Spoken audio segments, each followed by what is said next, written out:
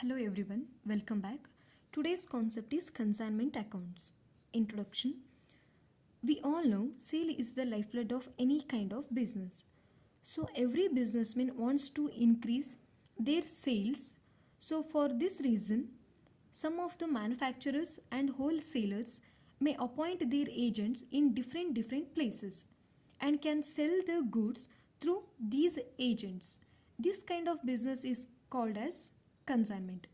I will explain you through an example. Okay, let us imagine there are two persons,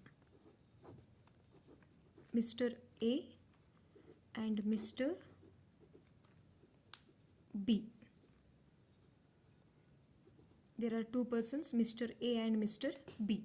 Here Mr. A sends goods to Mr. B. Sends goods. Mr. A sends goods to Mr. B to sell these goods. To sell these goods to people.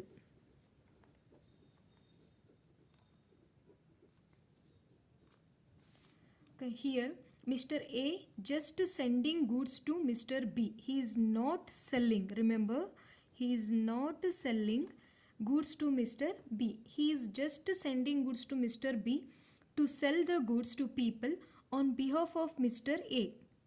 Mr. B is doing work on behalf of Mr. A, and Mr. B is not doing this work for free. He takes some commission for what he is doing. This process or this kind of business is called as consignment. Okay, so let us see what is the meaning of consignment. So consignment means one person sends the goods to other person to be sold on commission basis on behalf of and at the risk of the sender of the goods. So this is called consignment accounts. Then what is the objective of consignment accounts? The main objective of consignment account is to increase the sales.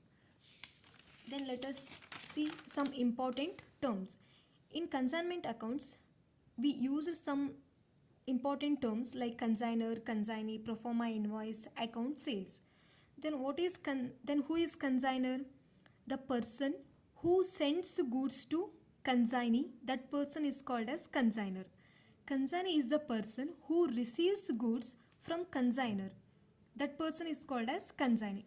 Here Mr. A is going to send goods to Mr. B. Then Mr. A is called as consignor. Then Mr. B is receiving goods from consignor, that is Mr. A. Then Mr. B is termed as or called as consignee. So Mr. A is consignor because he is sending goods to Mr. B. Mr. B is consignee because he is receiving goods from Mr. A, that is consignor. Next, proforma invoice. It is a statement prepared by the consignor and sent to the consignee along with the goods, which contains the details of the goods sent like quality, quantity, price and other information.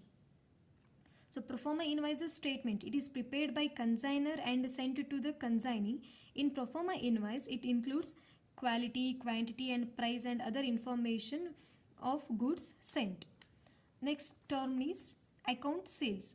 It is also a statement. It is a periodical statement prepared by the consignee.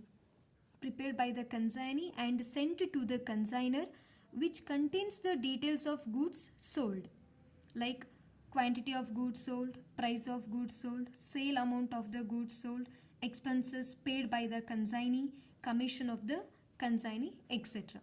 Then what are the differences between proforma invoice and account sales? Proforma invoice is prepared by the consignor and sent to the consignee. Account sales is prepared by the consignee and sent to the consignor. Proforma invoice includes quality, price of goods sent.